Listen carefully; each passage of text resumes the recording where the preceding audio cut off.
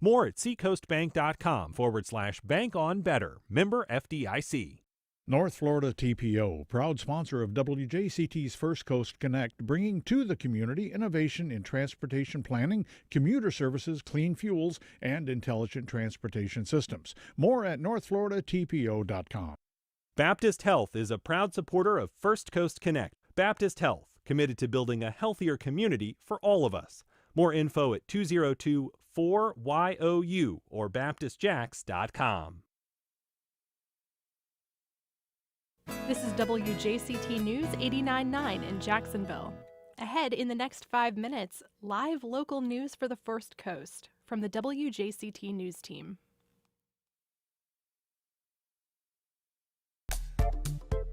Good morning, I'm Ann Schindler, and this is First Coast Connect. Today, from swimming to street skating, we get a preview of which local Olympians to follow from First Coast News anchor and reporter Louis Turner. Also, how Paris is prepping from a safety standpoint. Then, our primary election coverage continues. Duval County School Board candidate Nashawn Nix is here to take your calls and questions. And architectural historian Dr. Wayne Wood tells us about the bizarre and beautiful Brentwood Parthenon. Instagram or X. It's all ahead this hour after the day's news. Live from NPR News in Washington, I'm Corva Coleman. President Biden and Israeli Prime Minister Benjamin Netanyahu will meet later today with the families of U.S. hostages being held by Hamas. NPR's Asma Khalid reports the Israeli leader will also meet separately with both the president and the vice president. Netanyahu's visit comes as the Biden administration works toward a ceasefire to end the war in Gaza. The White House has said the negotiations appear to be in the closing stages, but some gaps remain. And this will undoubtedly be a topic of discussion in the meetings that both Biden and Harris hold with the Israeli leader. The visit with Harris is being closely watched now that she's the likely Democratic presidential nominee. The war in Gaza has been deeply divisive in the Democratic Party, and Harris faces a delicate balancing act to both retain supporters of Israel who make up a key part of the Democratic Party and try to win back some of the voters on the left who felt alienated by Biden's actions. Asma Khalid, NPR News. FBI Director Christopher Wray says the shooter who fired at former President Donald Trump had searched online for information about the assassination of President John F. Kennedy. Wray spoke to the House Judiciary Committee yesterday about the FBI's probe of the attack. He says investigators found 8 bullet cartridges with the shooter's body on the roof of the building where he fired, but it's not yet clear what hit Trump. There's some question about whether or not it's a bullet or shrapnel that hit his ear. So it's conceivable. Although, as I say here right now, I don't know whether that bullet, in addition to causing the grazing, could have also landed somewhere else. But I believe we've accounted for all of the shots in the cartridges. Investigators also say they found a transmitter in the shooter's pocket and 2 explosive devices in his car, but they don't think he could have set them off. They still don't know the shooter's motive. Officials in Northern California warn the Park Fire north of Sacramento has exploded in size. It started yesterday's afternoon and has already burned more than 70 square miles. People in 2 counties have gotten evacuation orders. Meanwhile, in eastern Oregon, the Durkee Fire has burned more than 400 square miles. From Oregon Public Broadcasting, Joni Auden-Land reports the area could see heavy rain and thunderstorms. Weather officials expect 50-mile-per-hour winds and lots of lightning. Those increase the risk of new fires and make it more challenging for crews on the ground. Officials fear the Durkee Fire could also jump Interstate 84, a major highway between Portland and Boise. The small town of Huntington has been ordered to evacuate as the fire inches closer and flash floods are likely to occur. Huntington City Manager Siobhan Boxberger said Wednesday afternoon that most of the town's 500 residents still had not evacuated. For NPR News, I'm Joni Auden-Land in Portland. This is NPR. It's now 4 minutes after 9. This is WJCT News, 89.9 Jacksonville. Mixed Fillings Pie Shop in Jacksonville's 5 Points says it's getting evicted from its Park Street location. The pie shop says it withheld rent because of building issues, and it's asking for customers' help to fight the landlord. It says funds raised will be used for legal fees and relocating. Mixed Fillings is across from former Sunray Cinema, which closed earlier this month. Governor Ron DeSantis announced yesterday that St. Petersburg College is receiving $7 million from the state. Steve Newborn reports it'll be used to teach students about semiconductors and artificial intelligence. The money will be used to create a smart tech hub in St. Petersburg. DeSantis said it's critical to help produce semiconductors in the U.S. instead of where they are made now, primarily in Asia. And he said it will help create a highly educated core of students who can then enter the technology industry. We're in the bottom half of states for workforce education, and our goal is to be number one by 2030. And I can proudly report we are not only well on our way, we are ahead of schedule on achieving that goal. The governor said over the past 2 years, the state has invested nearly $400 million into the manufacturing of semiconductors and advanced technology. I am Steve Newborn in St. Petersburg. It is calm, 80 degrees here downtown in Jacksonville. A very good chance of afternoon rain and thunderstorms. Highs today will be in the low 90s and upper 70s overnight. Support for NPR comes from Amazon Business. From small business to big enterprise and everything in between, Amazon Business works to help simplify the supplies buying process. Learn more about smart business buying at amazonbusiness.com. This is NPR. Support for First Coast Connect is provided in part by Baptist Health and North Florida TPO. Good morning. I'm Ann Schindler, and this is First Coast Connect. Today, thousands of athletes will make a 4-mile trip down the River Seine as part of the Olympic Games opening ceremony tomorrow night. We take a look at how the city is preparing, as well as local contenders to keep an eye on. Later in the program, a conversation with Duval County School Board candidate for District 5, Dr. Nishan Nix. But first, the athleticism, the spectacle, the security concerns. There's so much to think about as the Paris Olympic Games gets underway, and here to help us process all of it and to prepare is Good Morning Jacksonville anchor and at First Coast News, my former colleague, Lou Turner. Hey, Ann, good morning. Good morning. Thank you. We're also joined by retired federal law enforcement officer, safety analyst, and professional risk consultant, Mark Bachman. Good morning, Mark. Good morning, Ann. So, Lou, you have reported on the Olympics for years. You've attended Olympics in the past. I can't remember which one. London, 2012. All right. Yeah, I was at those games. I was not a participant. I was covering those games. To be clear. To be fully clear. And I could understand if someone could get that confused. Sure. It's right. You know. But yeah, so kind of had lived that. You talk about heightened security, and I know Mark will get into that as well, but unbelievably thorough the way they treat these games. Yeah. So with that experience, what are you most excited about as we head into the Paris Games? Well, I am thrilled to see what they do on the Seine. You mentioned it there in the open. This 10,500 athletes riding in this river parade. I mean, of course, the events themselves are going to be amazing, but how are they going to do that? I'm just wondering.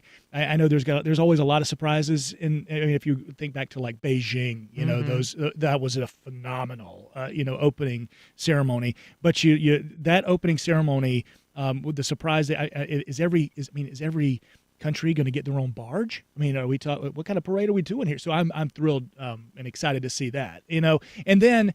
I think we take for granted here in Jacksonville, you mentioned local contenders, but seeing the locals, the guys that you kind of rub elbows with, you might see on a jog going down the street, going for gold. I want to talk about some of the local athletes in a minute, but sure. I mean, just to speak on that spectacle that we're, going to see, I guess it's really afternoon here, right? Right. So yeah, it'll be a noonish, event. And I am curious. Of course, there'll be a live opportunity to watch that, and then there'll be a primetime event as well. That'll be kind of condensed and something that you can watch, at the house during dinner time as well. But and then we jump right into it. It's like there's no delay. You've got events like essentially happening right now. I mean, men's soccer just got pummeled by France, unfortunately. Plus, there was a crazy game yesterday between Argentina and Morocco. Yes, some wild stuff already happened, and that's really cool.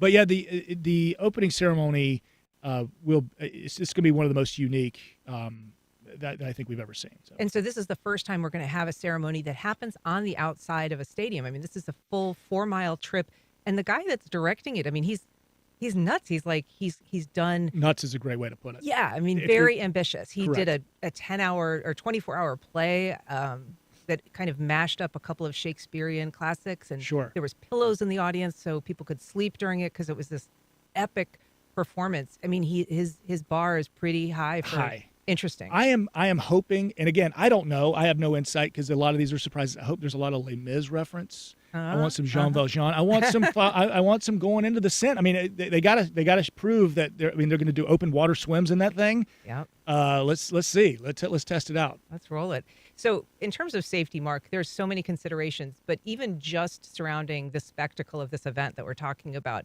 I've seen stories where the director, Thomas Jolly is his name, but he had to run by all the various permitting authorities and the president the plan. Some of them got shot down for safety reasons, including a plan to have a bridge where people were going to be tap dancing, thousands of people, and they decided that if that happened with that many people on that bridge, it would collapse. So there are different kinds of safety considerations, but I'm guessing you're thinking primarily about the threat of things like terrorism. Exactly. And the fact that it's not an arena or a stadium that they're going to be walking into, you have a 4-mile stretch of water, presents a lot of other obstacles for law enforcement to safeguard people, not just the participants in the Olympics, but as well as the people there. So, you have a waterway. You're going to have dive teams. You're going to have all kinds of measures and searching devices along the way that are capable of looking down into the water to ensure that there's no explosive devices.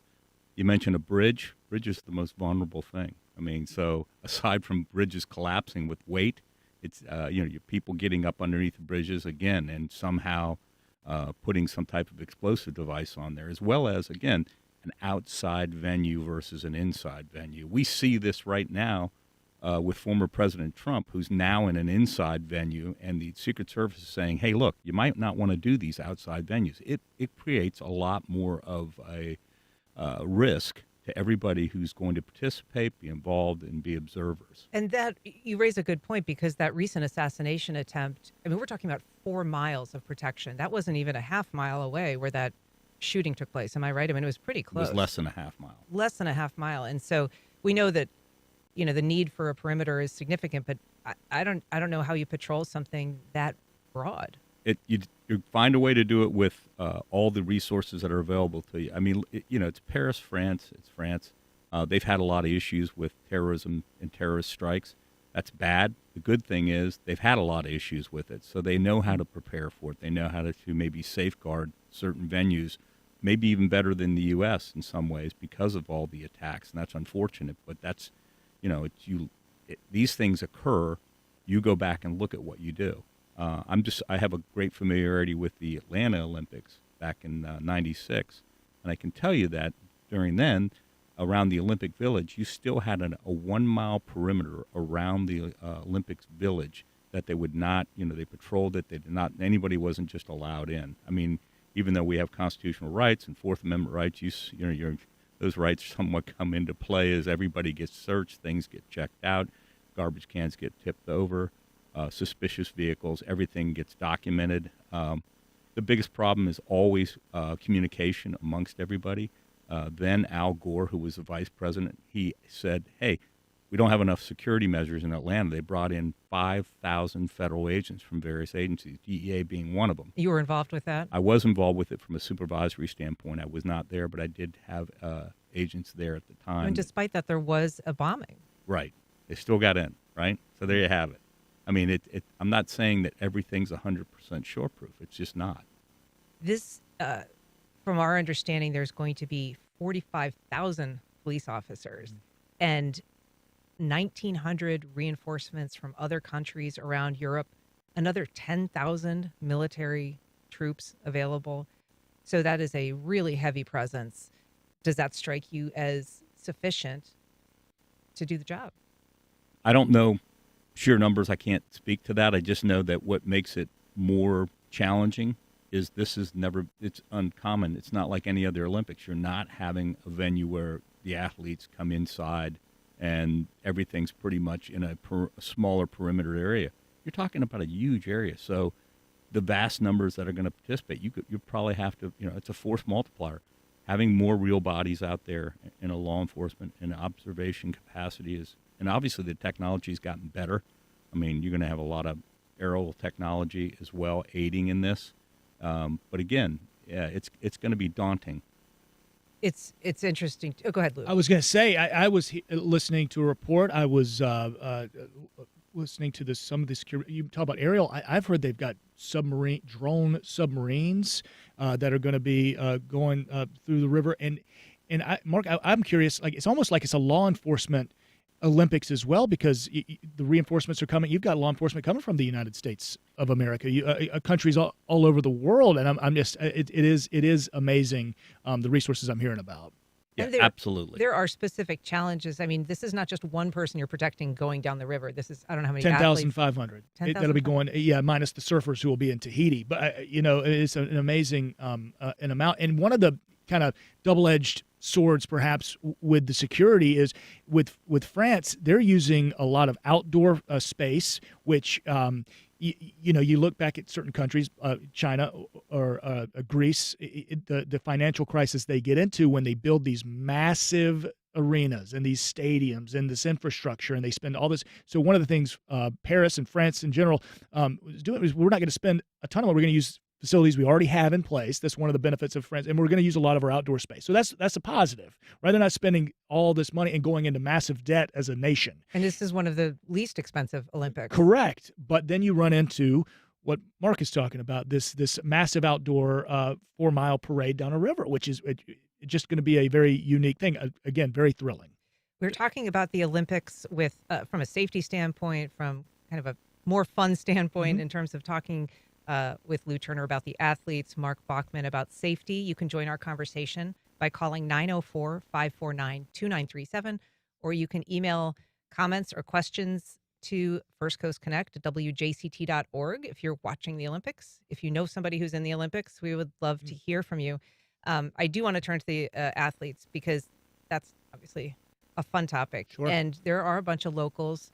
Lou, you've been covering them. You've been interviewing them. Some we know, some are new to us. So who should we be watching from the First Coast? Okay, so the very first week out of the gate, I know we know the names Caleb Dressel and Ryan Murphy, right? And if you don't know the names, that's fine too. I mean, swimming is one of those things I think we all kind of dive into and sink our teeth into every 4 years, right? Unless you're a diehard, unless you're a swim family or a swimmer yourself, it's those two names. I know they've got a couple of Olympics under their belt, right? So we might take for granted how elite these two are, and that they are truly from right here. Caleb Dressel, Clay High guy, right? Green Cove Springs. He swam. We always hear the Bulls connection with him. He swam for the Bulls club, and that's a super elite club, obviously, an elite school, and the 63 Olympians they've produced. I mean, that's something. But Caleb has an opportunity to go down as one of the greatest Olympians of all time. Low key. I mean, I don't know if we need to hammer this home. He's got 7 gold medals. The only medals this guy has ever won is gold, right? So he's got 7 gold medals. He's going to be competing in potentially up to 5 events. He's got a 50 free, which he'll go in as one of the favorites, and a 100 butterfly, and then he'll have a couple of potential relay events as well. If the guy gets 3 gold medals, which is not out of the realm of possibility, he'll be at 10.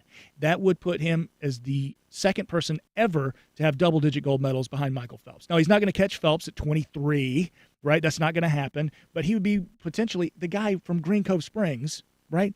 A neighbor of ours, the second greatest Olympian of all time. Just by pure gold medals alone, that measure of a man. I mean, that's amazing. When is he going to be competing? Do we know? So first week, right out of the gate. So swimming, we have opening ceremony Friday. Swimming starts Saturday, and we'll start to see the guys. The swimming is kind of a drawn out affair. It's a week, a solid week, that first week of the Olympics. So you'll catch prelims, semis, and then finals swimming for gold towards the end of the week. And we're expecting still to see this in the River Seine? Like this is so the pools, they have an aquatic center, so they'll be swimming in pools. Now the open waters, the folks are going to be swimming whatever the swimming equivalent of the marathon is, the open water swim. Okay. They're actually going to be in the Seine. But no, thank God the 50-meter butterfly will or 100-meter butterfly will be in the aquatic center. Okay, They got set up. And so besides him, we're Yep. looking at another local. Yep. We got Ryan Murphy, a swimmer. Now he did go to Bowles School. He's from Ponte Vedra Beach. He could potentially go down as one of the greatest backstrokers of all time. Got to watch him. He's going to do the 1 and 200 back. The guy's got he's got a handful. He's got 4 golds himself. So we'll watch him. No slouch. No slouch. And he's Olympic veteran. But you introduced me to Poe Pinson.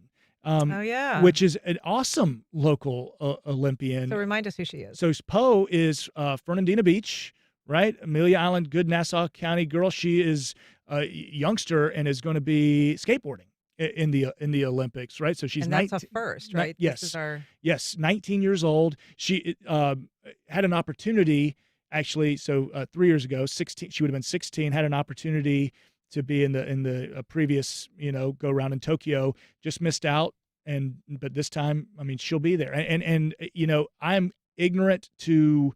I was trying to study up a little bit on how the scoring of skateboarding works in this, but I a lot of times you'll have these betting favorites on who's going to medal. I think she's got as good a shot as any. And I know up in Amelia Island they're going to have watch parties, and I've got she's doing that July 28th. So I mean that's coming up right around the corner. So we'll get to watch her do a prelim and a final that day. She's a really sweet girl. Her dad is just one of her biggest champions. Mm-hmm. I think he gave her first skateboard when she was like Kenny, right? Yeah, Kenny Pinson. Yeah, yes. And again, it's one of those cool situations where he said he had no idea about skateboarding, didn't know anything about it until she decided to pick it up, and she just went with it. A lot of times there's like, well, my dad was a swimmer, and my mom, you come from like this genetic stock, but I think she's just cut her own, way with it, and the family's kind of, making them obviously celebrating massively, and there'll be a lot of parties up there to kind of watch her and cheer her on. I love that they call her a street skater. She really has Correct. kind of street cred. If you've ever been like up to Fernandina Beach, there's the skate park that's on the beach, right? It's right there by the big fort there and Fort Clinch, and then right on the beach, and that's where she learned all this. I mean, it's amazing, the talent. Homegrown. There was some folks that didn't quite make it, but you did cover. Christian Miller was a Creekside kid. Yes, Yeah. Christian Miller. He is going to University of Georgia. The kid's got such a wonderful future, such a good head on his shoulders. So Christian ran the 100 meter in the Olympic trials, made it all the way to finals, and he finished 5th. All right, so they take the top 3. And, I think him and his coach, Ricky Fields there from Creekside, from St. John Strider's, his running club, that he told me the goal was let's get top 6, because if we get top 6, we're going to be in that relay pool. So maybe we're not going to be that top 3 to go, individually run, but I could potentially see this young man in the Olympics. But with U.S. track and field, just because you're in the relay pool does not mean necessarily you're going to go. So they picked a guy who a little bit older, a professional, runs Diamond League, which is a European professional track league, who does relays for a living basically. And so the young man missed out. And now it was a lot of waiting. It was a lot of anticipation. And if it were me at 18 and I had that massive heartbreak, I would have been in my room throwing my Nintendo against the wall.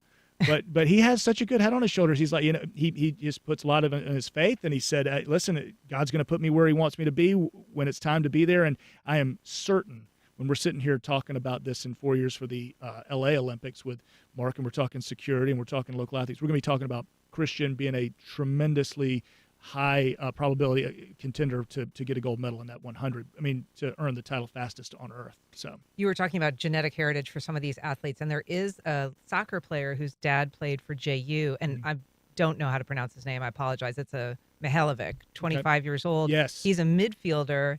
He's been playing for Major League Soccer, but his father, Alex, played for JU in the 70s and was, an all-star there. His jersey was retired, and so this kid is going to be he's older than the 23 limit, but they're allowed to take a couple older players. Yeah, so. Absolutely. You've got a marathoner that we need to watch as well from Mandarin High School. Who's that? It's Eduardo Garcia. He's going to run for U.S. Virgin Islands. Okay, so we got that. So watch him. He graduated Mandarin High School 13 years ago. Now, a very young woman, and again, it's the name pronunciation, so forgive me. It's Lucero Mejia Arce. She's going to swim for Guatemala, but she's just going to be a junior. So think about she's bowls. She's bowls. Yeah. So a rising junior, just finished her sophomore year, good enough to qualify and to swim for Guatemala.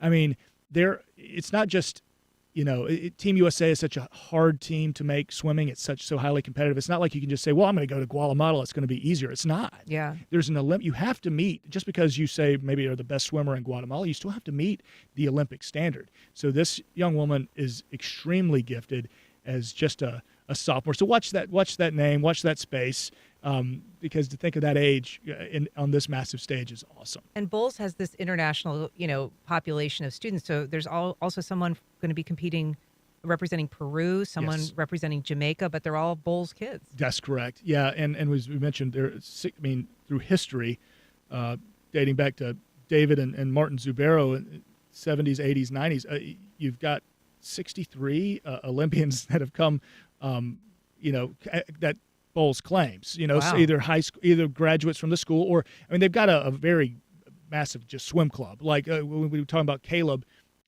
his club work was done. He'd drive from Green Cove to go to bowls to swim in that pool, and obviously the results kind of speak for themselves.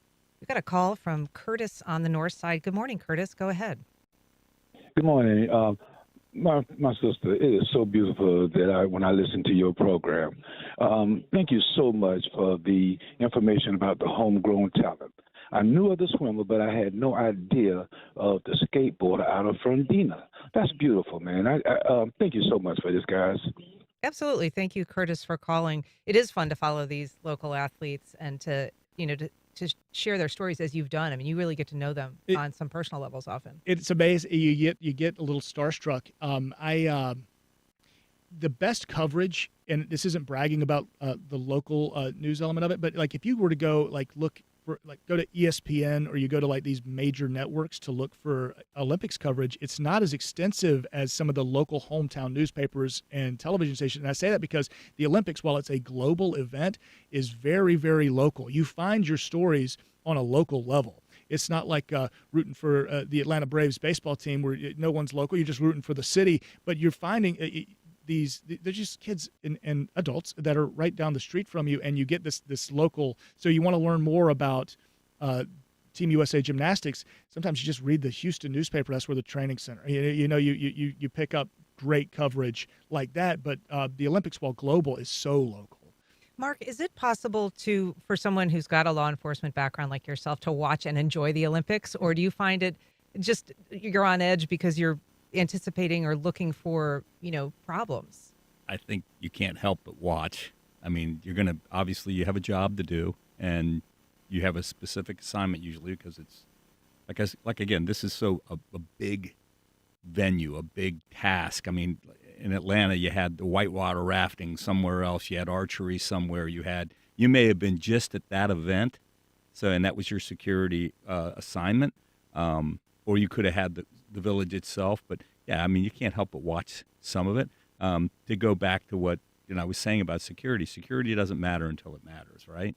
So you got to, when they build these venues, I don't think they don't always take security into consideration. Yeah. They try, I think they do, honestly, but they want to have the creativity of the venue and what they're going to do with it and how many people they're going to entertain and things along those lines.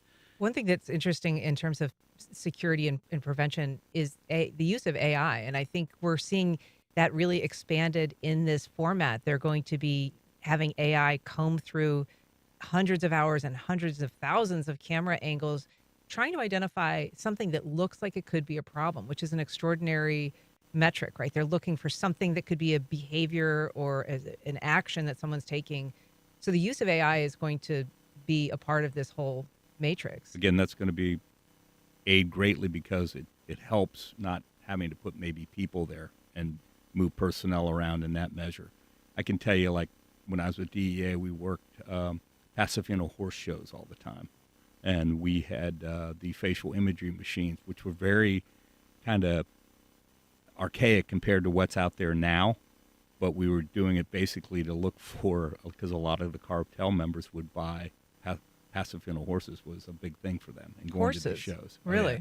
And we ended up seizing a lot of them when we made drug cases against them because they invest a lot of money in these horses, especially in the Ocala area. You'd see a lot of it. So the facial imagery machines were used, and we would rely sometimes on it because you would catch a fugitive that way. I mean, sometimes they would change. I mean, they had enough money to do reconstructive surgery to sometimes change their appearance a little bit. But all in all, now with the AI the way it is, I think there's so many advantages that'll give law enforcement a step towards doing their job better and more efficient. And let me add something else here. You have Simone Biles, right? That she's a really good gymnast, right? And she's phenomenal, and she's all over TV. She's great with these commercials. She represents the U.S. well. Her alone, she's going to have her own personal security probably. I mean, there's people that probably stalk her, that say things to her, that write things about her, and so she's got to have. These individual athletes sometimes command more security depending on what the event is.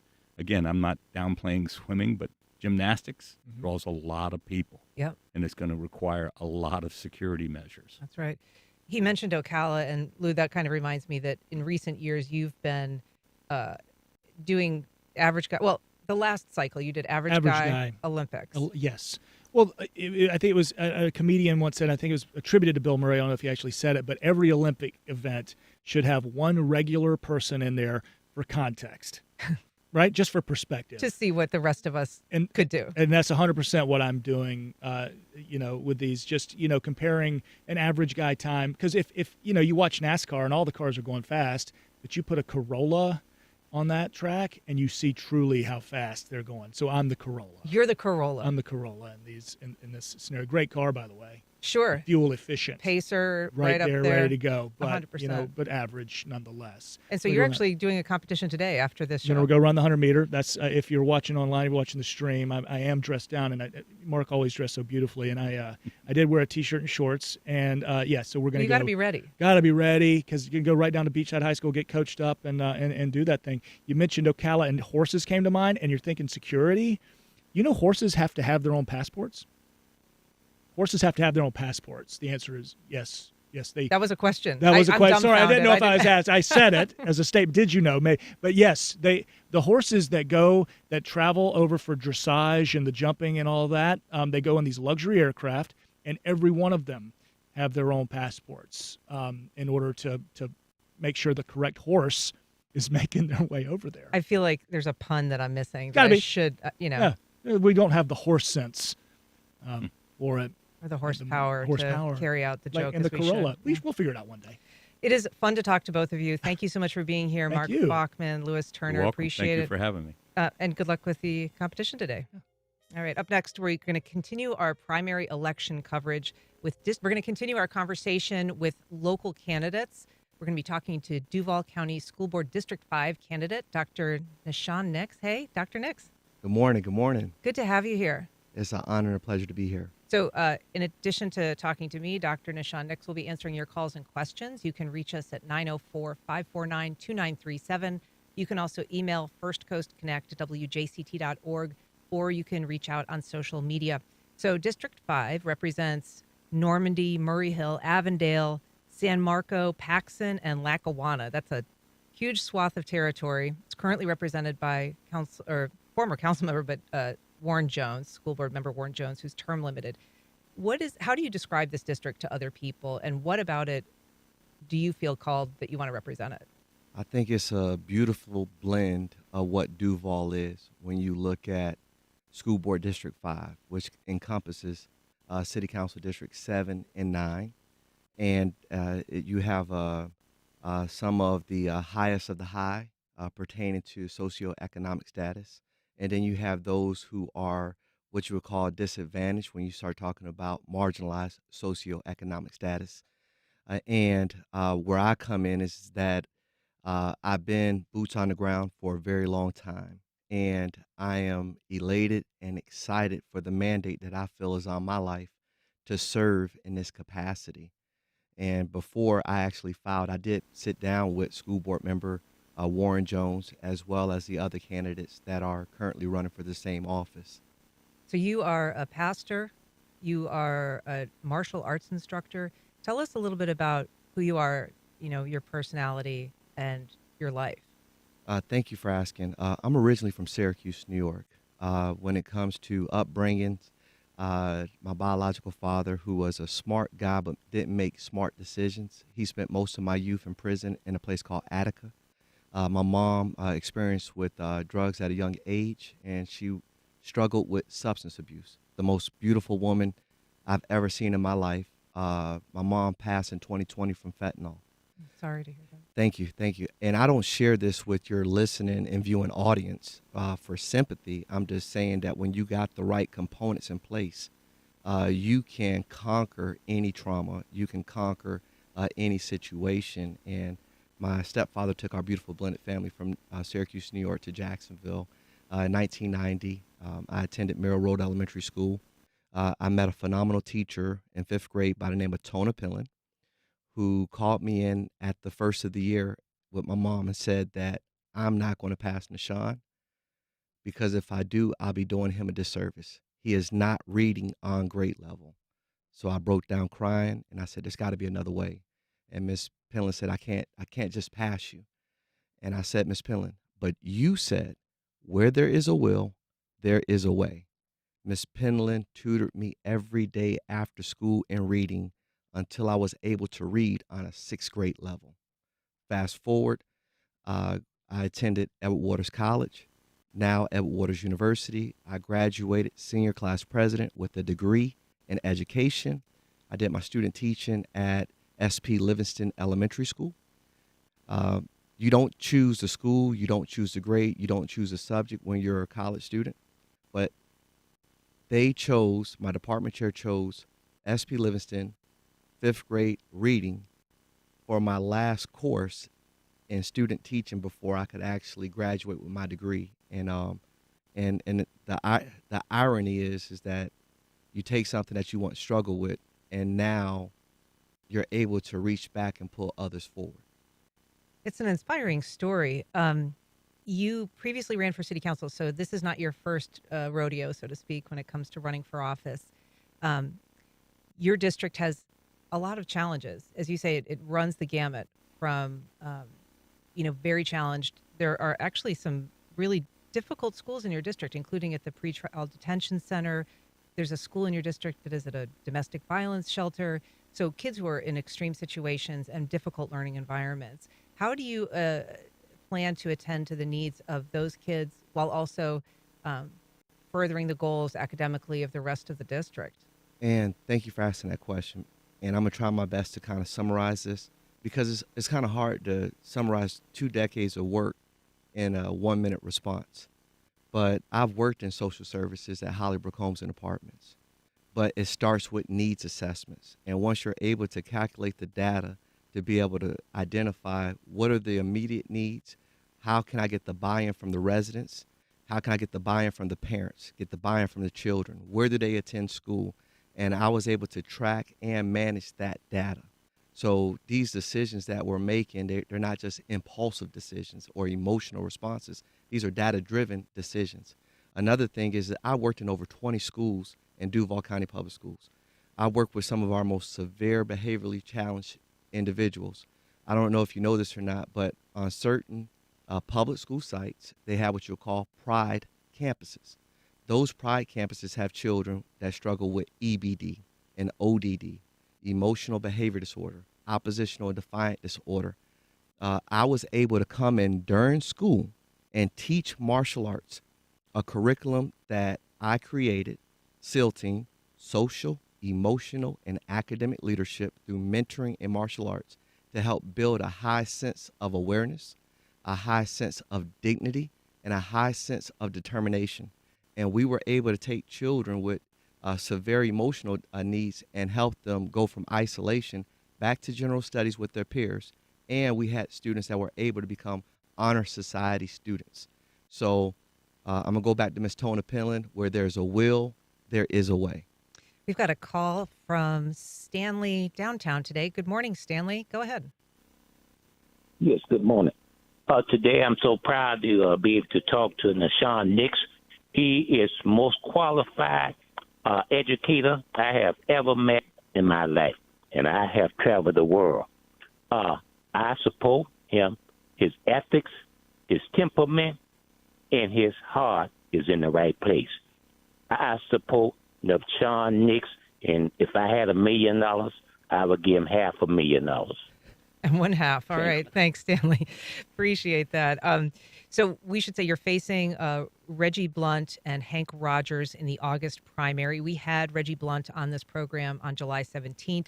We're going to have Hank Rogers on August 5th. And those programs will be posted for people to watch on the First Coast Connect YouTube page. How do you differentiate yourself? You said you've met them before. You've been at some forums with them before. How do you differentiate yourself from them, and why do you think voters should choose you? If you look at my background, and you were talking about the discrepancies within the district, I really want to make sure I bring this home. I have attended funerals. I have attended court trials. I have attended parent-teacher conferences for parents who said, look, you have a way of communicating with this teacher better than I can. Dr. Nix, will you please go and speak on his behalf? Or Pastor Nix, will you please go and speak on my child's behalf? Parents trust me with their children. I'm a girl dad. I don't just trust everybody with my children. So I want to make sure all of our babies have hope, regardless of what side of town that they live on, regardless of their ethnic background or their economic status. I will fight for every child, every student, and every school in Duval County Public Schools, from the north side to the south side, to the east side, to the west side, to Baldwin, to the Ponte Vedra, to the beaches. All of our schools and all of our babies deserve a standard of excellence. When it comes to my opponents, I understand one of them has a spectacular military career and even has experience as a college professor. But I bring experience as a campus director, meaning that I've actually ran a college campus with Strayer University.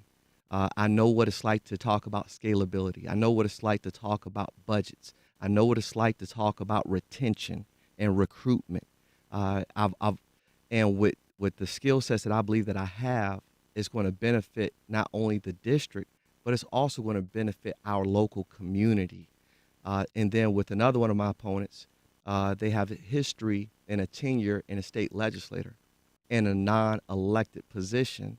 And I'm not knocking anyone that works as an aide, but what I'm saying is that when it comes to time to make decisions, you want someone that has executive experience. And that's what I bring to the school board, to School Board District 5. And when I knock on the doors in Avondale, when I knock on the doors in Murray Hill, when I knock on the doors in Ortega, when I knock on the doors on the east side, when I knock on doors in Springfield, when I knock on doors in Durkeeville, when I knock on doors in Grand Park, the question is, are you an independent thinker? Do you have a backbone? Do you have a vision for our youth? And do you have fire in the belly? That's what I bring to the table, and that's what I bring every single day. If you have questions for Dr. Nishan Nix, he is running for Duval County School Board District 5, and you can reach us at 904-549-2937, or you can email firstcoastconnect@wjct.org. Talking about making decisions, there's some major decisions that this school board, whoever is on it, is going to have to make over the next year and several months, really, in terms of school budget and school consolidation. There has been a proposed list of schools to close that they're debating right now, and several of those schools are actually in your district, in District 5, or what would be your district if you were elected. What is your position on school consolidations and school closures?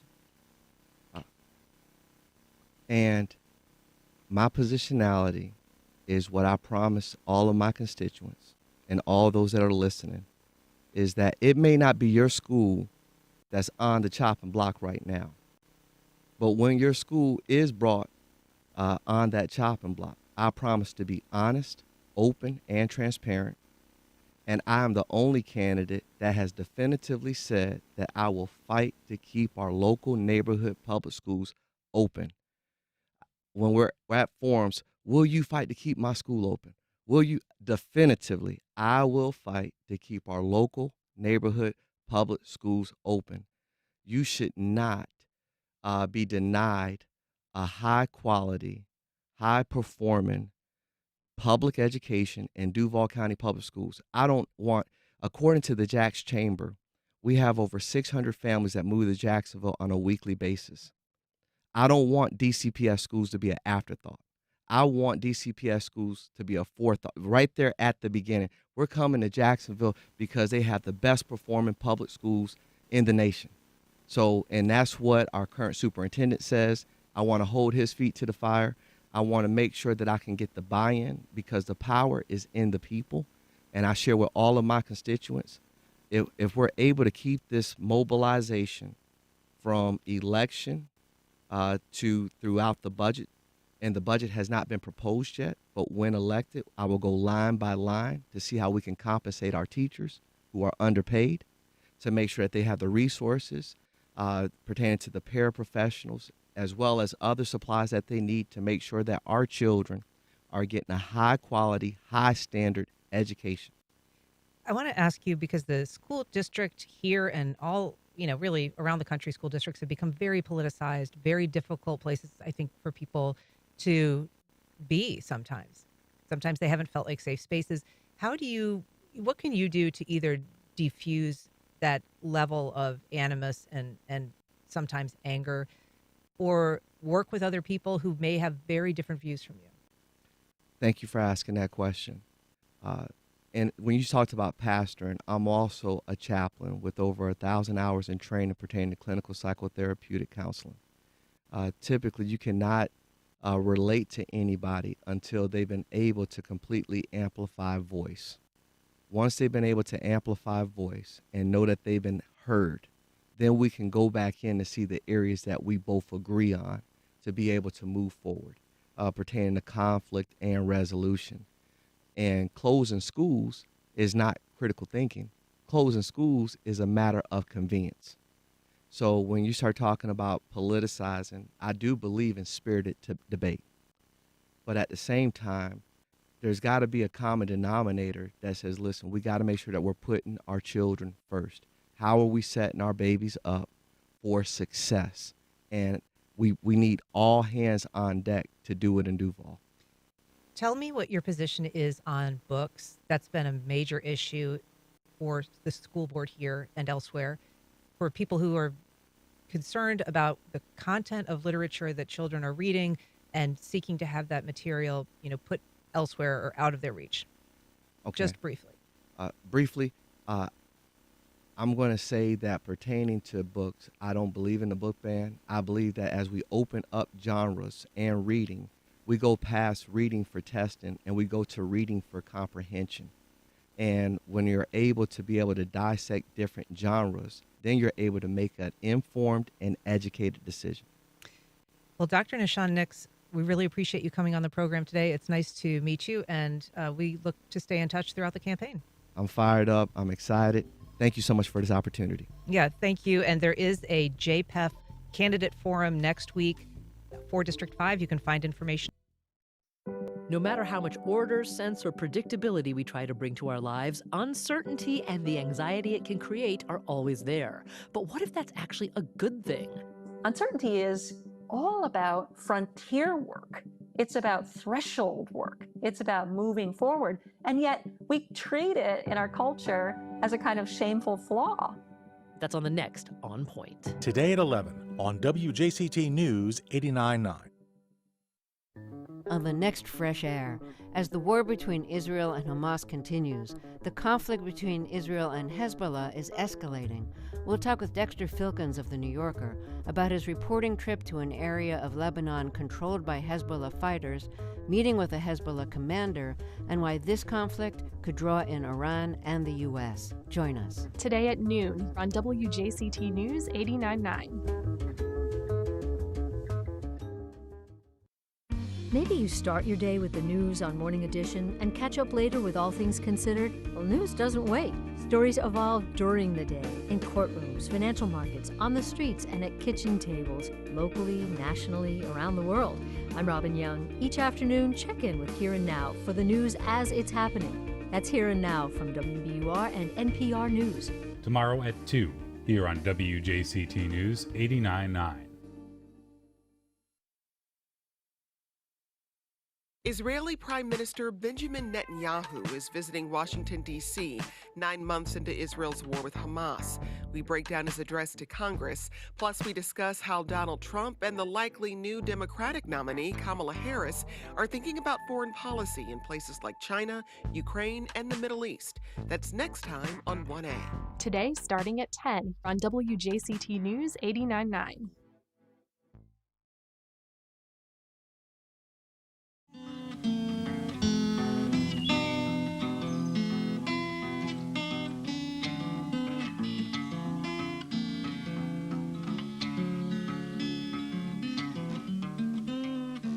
And we're back. You may not know it, but Jacksonville is home to its own Parthenon. Here to uncover this architectural treasure is author and historian Dr. Wayne Wood. Wayne joins us periodically to celebrate the city's exceptional and unusual structures, and this for sure is both. So Wayne, what is this structure? Let me just begin by saying, wow, this building knocked my socks off when I first saw it. It really did not and does not make sense. In the middle of the Great Depression, the city built a Parthenon in the middle of an empty, treeless field that is now known as Brentwood Park. I mean, everybody was starving to death. Nobody had any money. And all of a sudden, they build this huge classical structure that has columns and all the trappings of ancient Greece in the middle of a field. It started out with the name of the Brentwood Park Bandstand and Comfort Station because it was restrooms in a park, which was good. But to build this in the middle of the Depression, there were so many other needs, I can't figure out why they did it.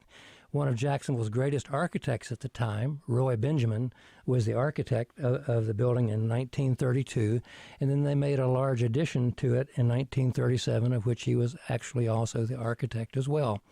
This was a WPA project, Work Progress Administration, under Franklin Roosevelt, which hired unemployed artists, architects, and so forth to do structures that had a public interest.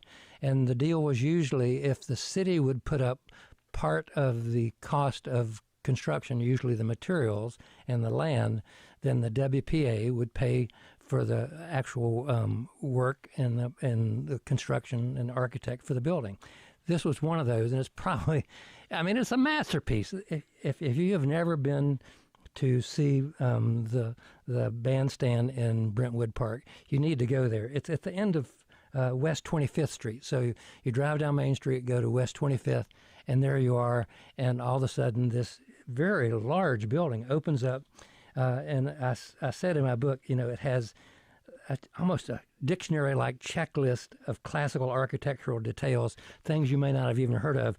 It's got triglyphs, guttata, metopes, tanya, architraves, abacus, echinus, annulets, trachella, flutes, syllabates, and the obligatory Doric columns, all on one building. It has naked nymphs dancing along the pediment. This building is outrageous, it's wonderful, it's beautiful, and the question you want to ask yourself is not what is it, but why? Why would they build that building in the middle of the Depression? I'm sure glad they did. And you've got an answer for that as to the why, right? Well, just because it's wonderful. So this architect, Roy Benjamin, did he build anything else that looks remotely like this? Well, Roy Benjamin was one of Jacksonville's master architects. He not only assisted in the design of Memorial Park, the Park Lane Apartments in Riverside, he was the co-architect of the Florida Theater. Some of our city's greatest buildings, Roy Benjamin designed. But like other architects, they were short on work during the Depression, so I'm sure he took this one up. But there's really no other building like this in Roy Benjamin's repertoire. He did design, though, in so many different different styles, everything from Mediterranean to even Egyptian to he did bungalows, he did skyscrapers. So this was just one more example of his wide repertoire in mastering so many different architectural styles. It's so fascinating. I mean, it must be one of the 5 oddest buildings in the city, but you would know best because you surveyed everything. This would be right up there over the top. Yeah. Yeah, this is. But it's beautiful, and I invite your listeners to go out there and see this building and celebrate one of Jacksonville's architectural triumphs. Is it functional at all? Do they put on performances there as far as you know? Has it ever been used as kind of a bandstand? I know they have had performances there in the past. Currently, I don't know if it is ever used. I have not been to an event there myself. Well, it would be great if they would gin something up, because it really would be fun to see a performance in that bizarre space. It is definitely bizarre and beautiful all at the same time. Yeah. Well, Dr. Wayne Wood, thank you so much for telling us about it. This is the Brentwood Park Bandstand. If you want to read more, you can pick up Dr. Wayne Wood's second edition of Jacksonville's Architectural Heritage. It's a giant book full of treasures. So thanks so much for being here, Wayne. Thank you, Ann. That's a pleasure. And that's our program. Thanks for listening. If you have feedback or suggestions for future conversations, you can send them to firstcoastconnect@wjct.org. If you missed anything, you can catch our rebroadcast at 8 o'clock tonight. But you can also make sure you don't miss any future episodes by subscribing to the First Coast Connect podcast. You can do that on any of your favorite podcast platforms. You can also find our entire archive at wjct.org. The executive producer of First Coast Connect is David Luckin. Our show is produced by Stacey Bennett and directed by Brady Coram. Jamie Valet is our associate producer, and Daria Miranova is our beloved intern who's with us just one more day. Our theme music is performed by Club de Belugas. Join us tomorrow when we discuss the city's plan for homelessness and the sentencing of former JEA CEO Aaron Zahn with our Week in Review panel of journalists. I'm Ann Schindler. You've been listening to First Coast Connect on WJCT News 89.9.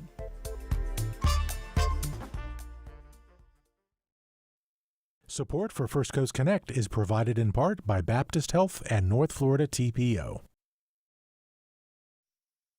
Baptist Health is a proud supporter of First Coast Connect. Baptist Health, committed to building a healthier community for all of us. More info at 202-4YOU or baptistjacks.com.